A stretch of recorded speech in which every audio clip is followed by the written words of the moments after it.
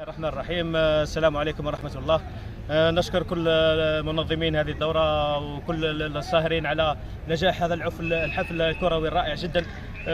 كانت مباراة بين إخوتنا الأشقاء من لواء، حيث كانت مباراة تلعب على كما نقولوا على مرحلتين. الشوط الأول كان 100% لفريق لواء، حيث قادروا من خلال خطأ من دينار صديقة تم الهدف الأول لصالح فريق لواء.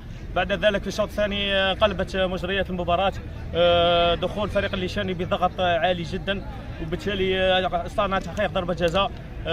وبعد ذلك حدوث بعض المناوشات وذاك خروج لاعبين عن إطار المباراة. بعد ذلك تنفيذ ضربة جزاء وكانت تضيع ضربة جزاء للأسف.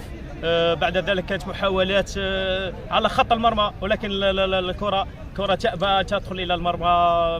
ما عسانا نقول أن الحظ اليوم ما حبش يوافقنا، ما حبش يمشي معنا، رغم أنه لاعبين لواء تقريبا أكثر من 20 دقيقة وما يلعبوا ب10 لاعبين. ولكن هذه هي كرة قدم، نهار عليك ونهار عليك، ولا قال الحظ ما كانش معنا. مبروك عليهم خوتنا لواء، واش نقولوا، حظ أوفر لنا إن شاء الله في المباريات القادمة. ونشكر الجميع إن شاء الله.